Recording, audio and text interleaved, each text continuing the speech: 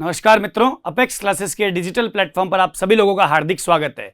Video के इस भाग में हम लोग डिस्कस करने जा रहे हैं आरएच इनकॉम्पैटिबिलिटी यानी आरएच की असंगतता के बारे में डिस्कस करेंगे।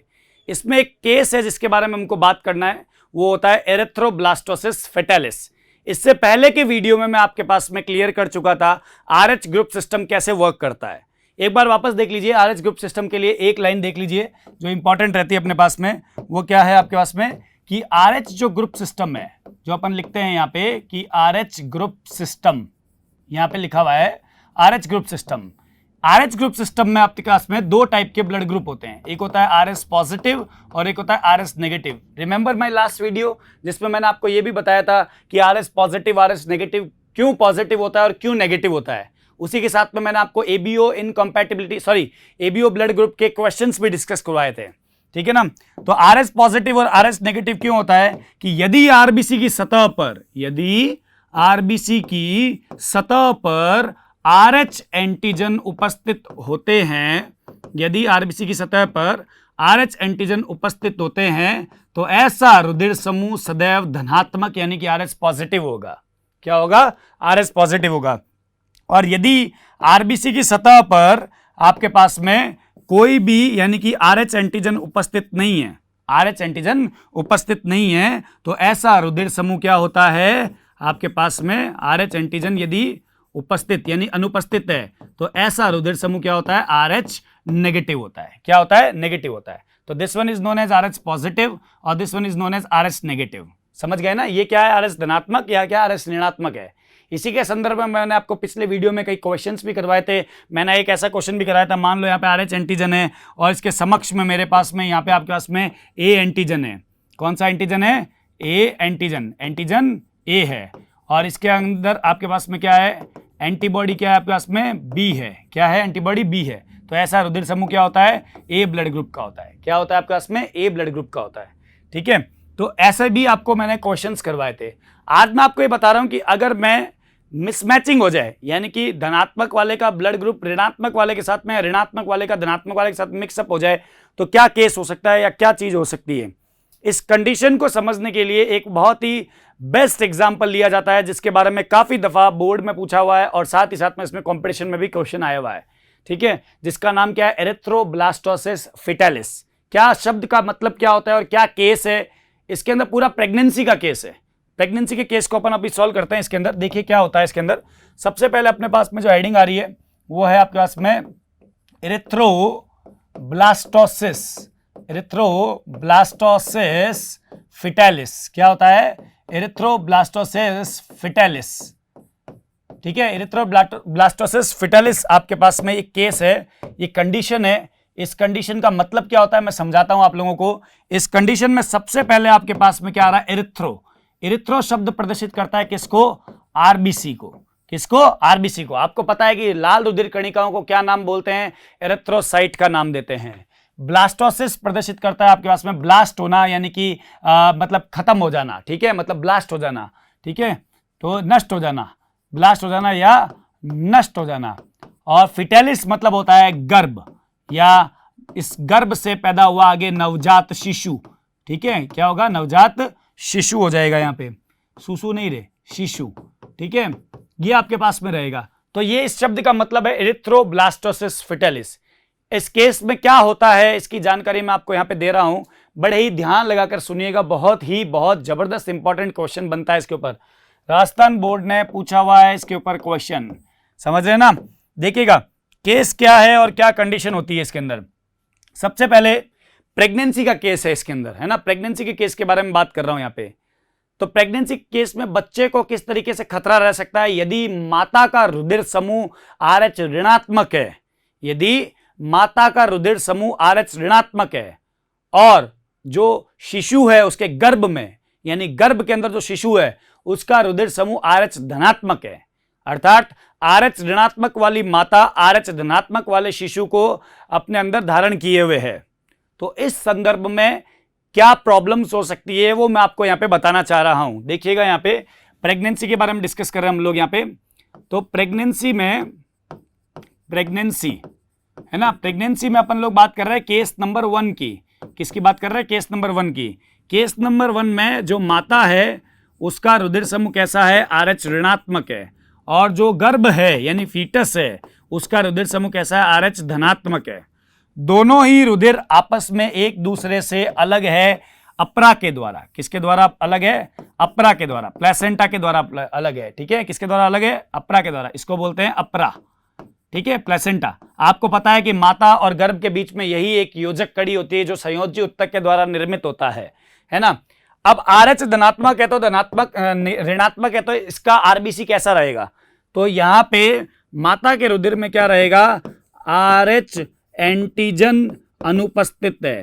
क्या है? RH एंटीजन अनुपस्थित है। क्यों अनुपस्थित है? क्योंकि वो ऋणात्मकता को दर्शा रहा है। अभी थोड़ी देर पहले बताया ऋणात्मक रुधिर कौन सा होगा? जिसमें RH एंटीजन अनुपस्थित रहेंगे। तो यहां पे भी क्या है? RH एंटीजन अनुपस्थित है क्योंकि मदर का ब्लड ग्रुप क्या है? ऋणात्मक है। और गर्भ का रुधिर समूह क्या है? धनात्मक है। तो यहां पे क्या लिखेंगे? RH एंटीजन क्या है? यहां पे उपस्थित है। क्या है आपके पास में? RH एंटीजन उपस्थित है गर्भ के अंदर। समझ रहे हो मेरी बात को? तो यहां एंटीजन अनुपस्थित, यहां एंटीजन क्या है आपके पास में? उपस्थित है RBC की सतह पर। कहां पे है बेटा? RBC की सतह पर क्या है? RH एंटीजन उपस्थित है और यहां पे अनुपस्थित है। अब जाहिर सी बात है, जब बच्चे का रुधिर समूह पॉजिटिव में आ रहा है और मदर का रुधिर समूह नेगेटिव है, तो बच्चे के अंदर जो ये पॉजिटिविटी का कैरेक्टर आया है, यानी जो रुधिर समूह में पॉजिटिविटी का जो लक्षण आया है, वो सीधा सीधा पिता से आया है। कहां से आया? पिता से। अर्थात जो फादर रहे वो आपके पास पॉजिटिव है।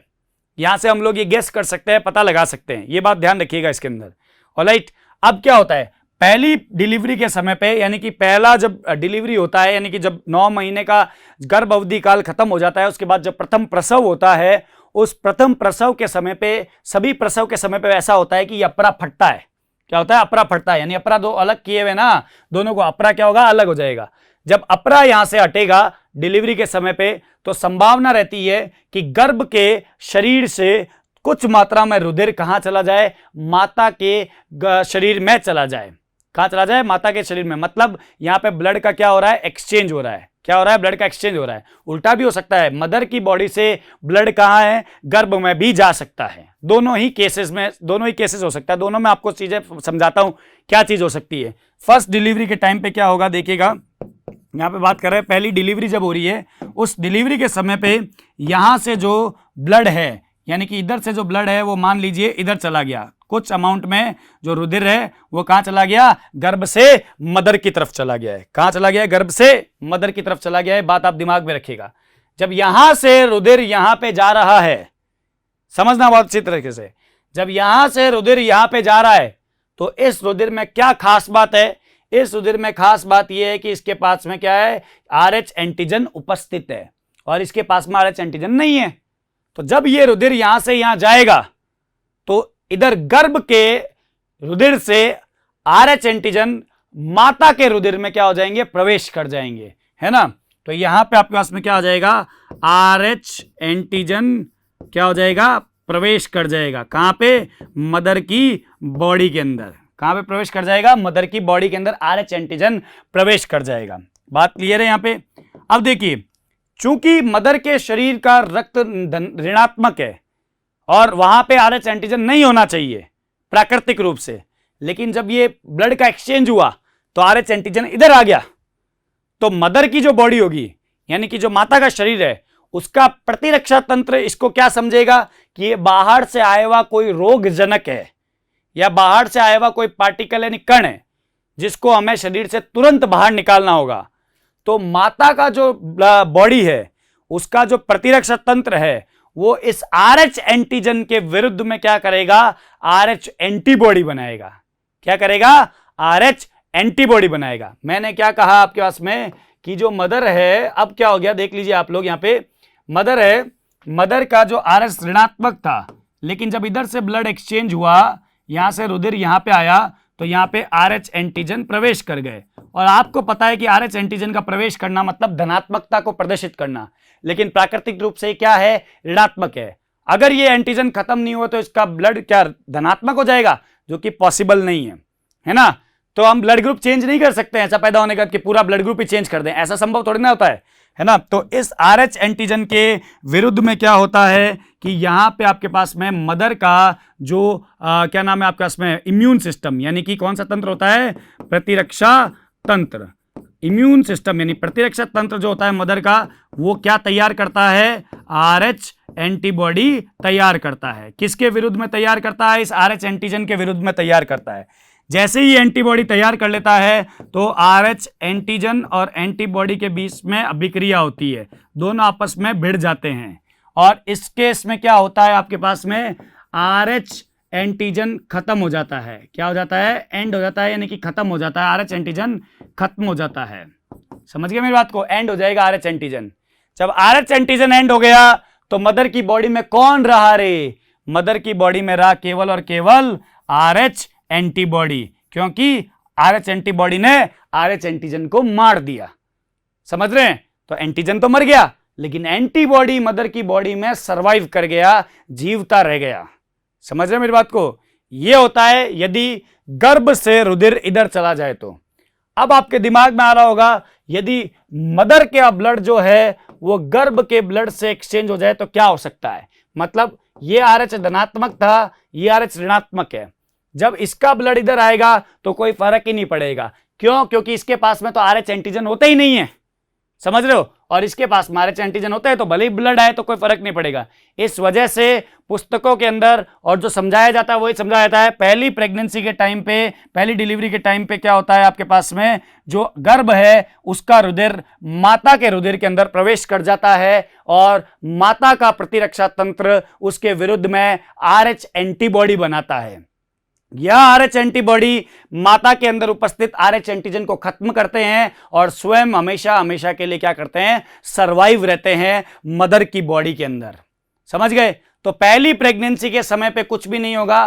पहली प्रेगनेंसी के समय पे बच्चा एकदम स्वस्थ होगा और एकदम कोई भी कॉम्प्लिकेशंस नहीं आएंगे। लेकिन अगर यही मदर सेकेंड टाइम प्रेग्नेंट होती है और सेकेंड टाइम प्रेगनेंसी में फिर से इसके गर्भ के अंदर RH धनात्मक यानी पॉजिटिव ब्लड ग्रुप का बच्चा है तो कॉम्प्लिकेशन आएंगे ही आएंगे। ध्यान रखिएगा कैसे कॉम्प्लिकेशंस आते हैं, देख रहे हैं आप, बताता हूं मैं आप लोगों को। केस नंबर सेकंड यानी प्रेगनेंसी सेकंड की बात कर रहा हूं मैं, यहां पे केस नंबर सेकंड की डिस्कस कर रहे हैं, जो क्या आपके पास में गर्भधारण यानी प्रेगनेंसी सेकंड की बात कर रहा हूं मैं यहां पे। देखिए मदर का जो ब्लड ग्रुप था हमारे पास में, वापस से लिखना होगा हमको, RH ऋणात्मक था और दूसरा बच्चा जो हो रहा है उसका भी रुधिर समूह क्या है आपके पास में, RH धनात्मक है, जैसा पहले वाले का था। ठीक है, जो गर्भ है उसका रुधिर समूह क्या है, RH धनात्मक है।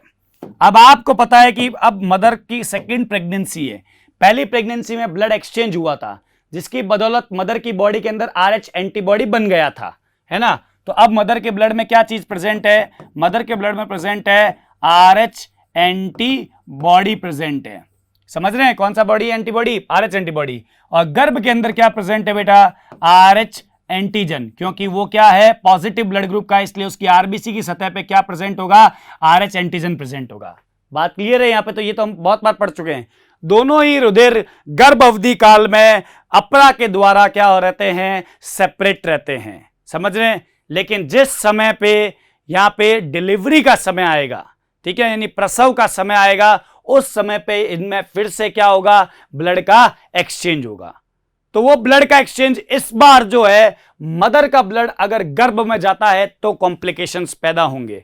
देखिए अगर मैं कहूं पिछले ही केस की तरह कि डिलीवरी के समय पे यदि गर्भ का रुधिर यहां पे प्रवेश कर जाए, देखिए गर्भ का रुधिर अगर मदर की बॉडी में प्रवेश कर जाए तो मदर की बॉडी में कौन घुस गया, RH एंटीजन घुस गया। अब RH एंटीजन घुस गया, उसके विरुद्ध में पहले से ये RH एंटीबॉडी बना हुआ तैयार है जो इसको क्या कर देगा, मार देगा। समझ गए। तो मदर के ब्लड में तो कोई प्रॉब्लम ही नहीं हुई। लेकिन इस बार क्या हुआ कि अगर मदर का ब्लड यहां पे गर्भ के अंदर घुस गया तो गर्भ को प्रॉब्लम हो जाएगी, यानी कि फीटस को प्रॉब्लम हो जाएगी। क्या प्रॉब्लम हो जाएगी, जब ये यहां पे प्रवेश करेगा तो यहां पे जो मदर की बॉडी के अंदर एक ही चीज थी वो है आपके पास में क्या, RH एंटीबॉडी। ये RH एंटीबॉडी कहां प्रवेश कर गए, यहां पे गर्भ के अंदर प्रवेश कर गए। समझ गए। RH एंटीबॉडी गर्भ के अंदर प्रवेश कर गए किस समय पे, जब प्रसव हो रहा था, यानी कि जब डिलीवरी हो रही थी उस समय पे। समझ लो, डिलीवरी के समय पे। अब ये गर्भ पैदा हो जाएगा। अब हम इसको नवजात शिशु बोलेंगे। क्या बोलेंगे? नवजात शिशु। तो अब ये गर्भ पैदा हो गया, तो अब हम इसको क्या कह रहे हैं? नवजात शिशु का नाम दे रहे हैं। नवजात शिशु के शरीर में क्या क्या चीजें हैं वो मैं आपको बताना चाह रहा हूं। देखिएगा यहां पे नवजात शिशु जो है इसके शरीर में रहेगा आपके पास में RH एंटीजन, जो कि क्योंकि इसका रुधिर समूह क्या है आपके पास में? धनात्मक है। क्या है आपके पास में? धनात्मक है। और जब मदर का ब्लड एक्सचेंज हुआ था तो इसके अंदर क्या चीज और एक्सचेंज हो गई? RH एंटीबॉडी आ गया। क्या आ गया आपके पास में? RH एंटीबॉडी आ गया। अब आप भी जानते हैं और मैं भी जानता हूं कि एंटीबॉडी का सदैव काम होता है एंटीजन को खत्म करना, है ना? तो ये RH एंटीबॉडी और इस RH एंटीजन के बीच में जंग होगी। जब इसके बीच, इन दोनों के बीच में रिएक्शन होगी, प्रतिक्रिया होगी, तो ये एंटीबॉडी इस एंटीजन को खत्म करेगा। और ये एंटीजन आरबीसी की सतह पर रहता है। कहां रहता है? आरबीसी की सतह पर। और इसी एंटीजन की उपस्थिति के कारण हम नवजात शिशु के रुधिर समूह को धनात्मकता दर्शा रहे हैं, धनात्मक बोल रहे हैं। लेकिन यदि यही एंटीबॉडी इस एंटीजन को ही मार देगा, ये एंटीबॉडी इस एंटीजन को ही मार देगा, तो इसका धनात्मकता का लक्षण क्या होने लग जाएगा? गायब होने लग जाएगा, जो कि संभव नहीं होता है कि आप ब्लड ग्रुप को चेंज कर दो। तो उस केस में क्या हो रहा है आपके पास में? जब यहां पे आरबीसी की सतह पर हमारे पास में RH एंटीजन उपस्थित होते हैं और प्लाज्मा में जब हमारे पास में RH एंटीबॉडी होता है, ये एंटीबॉडी जब इसको खत्म करता है तो यह आरबीसी भी क्या होती है? यहां पे खत्म हो जाती है, यानी डिस्ट्रक्ट हो जाती है, नष्ट होने लग जाती है। समझ रहे हैं? क्या होने लग जाएगी? आरबीसी नष्ट होने लग जाएगी। जब आरबीसी नष्ट होगी तो नवजात शिशु को सबसे पहले जो चीज होगी वो होगा आपके पास में एनीमिया। क्या होगा? एनीमिया। ठीक है ना? क्योंकि आरबीसी का क्या हो रहा है? डिस्ट्रक्शन हो रहा है, आरबीसी खराब हो रही है वहां पे। जाहिर सी बात है उसको सबसे पहले क्या होगा? अनीमिया होगा। अगर ज्यादा मात्रा के अंदर होगा तो सीवियर, घातक अनीमिया होगा। ठीक है ना? याद रखना इस चीज को। सबसे पहले आरबीसी के डिस्ट्रक्ट होने की वजह से यहां पे नवजात शिशु को क्या होगा? अनीमिया होगा। रक्ता लपता बोलते हैं इसको हिंदी भाषा में सामान्य रूप से। लेकिन आप भी जानते हैं और मैं भी जानता हूं कि आरबीसी के अंदर एक ही चीज होती है जिसका नाम क्या है? हीमोग्लोबिन। क्या है? हीमोग्लोबिन। अब हीमोग्लोबिन ऐसा तो है नहीं कि किराना की दुकान पे मिल रहा है, ऐसा नहीं है ना। तो जब आरबीसी टूटेगा तो हीमोग्लोबिन भी टूटेगा। ये बात दिमाग में कान खोल के सेट कर लेना भाई। जब आरबीसी टूटेगा तो हीमोग्लोबिन भी टूटेगा। यानी जब हीमोग्लोबिन टूटेगा तो किन 3 चीजों में टूटता है ये मैं पहले भी बता चुका हूं, अभी फिर से दोहरा रहा हूं।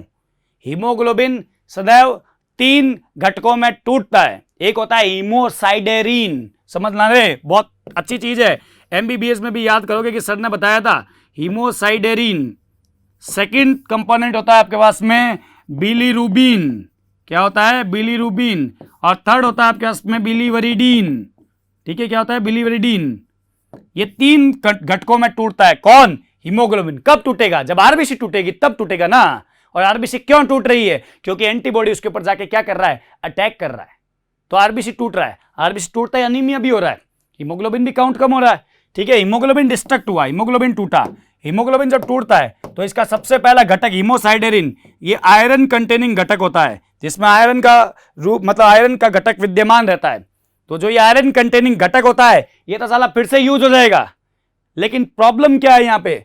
प्रॉब्लम ये है कि जब हीमोग्लोबिन ज्यादा टूटने लग जाएगा तो बिलिरुबिन और बिलीवर्डिन की मात्रा आपके शरीर के अंदर क्या हो जाएगी? ज्यादा हो जाएगी।